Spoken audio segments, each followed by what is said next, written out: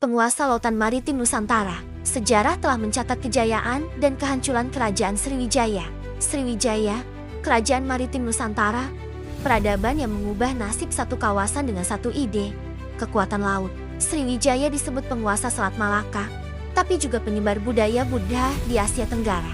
Mereka bangun imperium dari pulau-pulau terpencil, menguasai jalur perdagangan, dan menaklukkan kerajaan-kerajaan tetangga dalam ekspansi besar-besaran. Tapi di balik kemakmuran dan kejayaan, tersembunyi persaingan, perebutan kekuasaan, dan ancaman dari luar yang terus mengintai.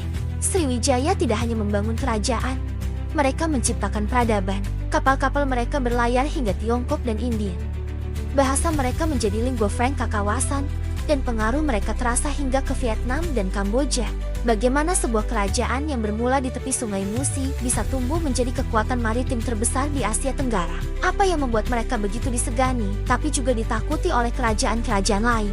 Dan kenapa hingga hari ini warisan mereka masih terasa meski kerajaan itu telah lama hilang? Ini bukan sekadar kisah tentang sebuah kerajaan.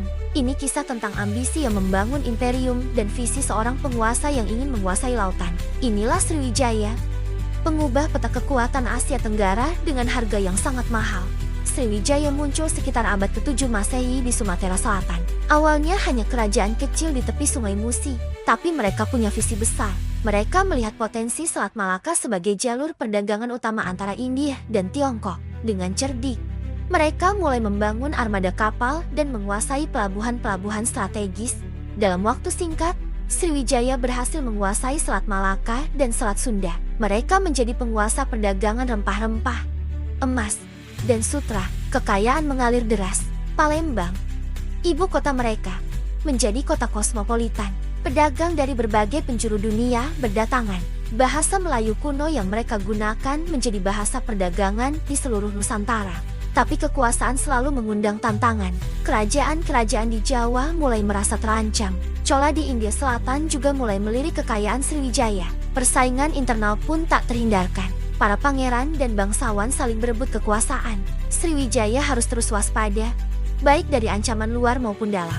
Sriwijaya bukan hanya kuat dalam hal militer dan ekonomi. Mereka juga menjadi pusat pembelajaran agama Buddha. Nalanda, universitas Buddha terkenal di India, memiliki hubungan erat dengan Sriwijaya.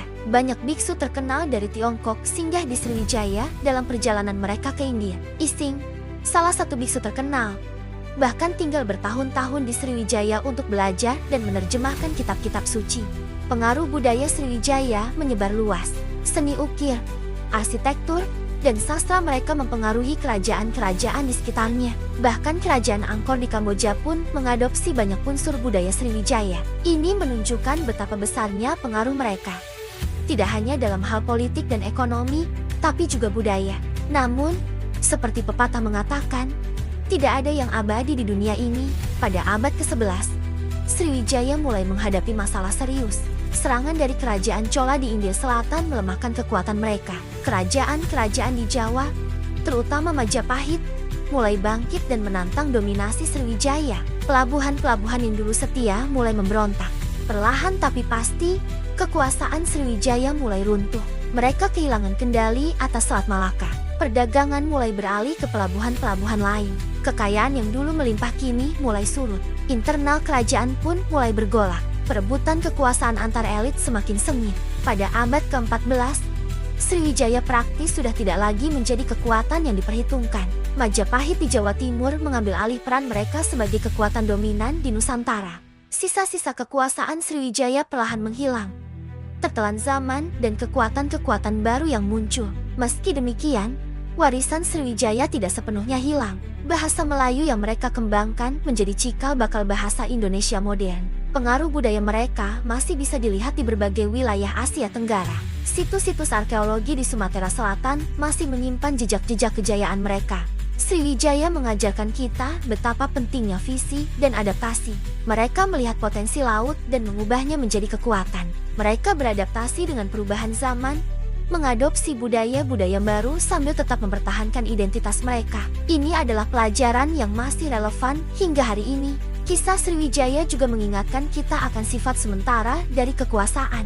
Betapapun kuatnya sebuah kerajaan, ia tetap rentan terhadap perubahan. Tantangan internal dan eksternal selalu ada. Kemampuan untuk menghadapi tantangan-tantangan inilah yang menentukan bertahan atau tidaknya sebuah kekuasaan. Sriwijaya mungkin telah lama hilang, tapi jejaknya masih terasa hingga kini. Mereka membuktikan bahwa sebuah peradaban bisa muncul dari tempat yang tak terduga. Dari tepi Sungai Musi, mereka membangun imperium yang disegani hingga ke Inie dan Tiongkok. Ini adalah bukti dari kekuatan visi dan determinasi.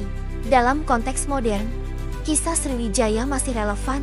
Indonesia, sebagai negara kepulauan terbesar di dunia, bisa belajar banyak dari Sriwijaya. Pentingnya kekuatan maritim, diplomasi antar bangsa, dan kemampuan untuk menjadi pusat perdagangan regional adalah pelajaran-pelajaran yang bisa diambil.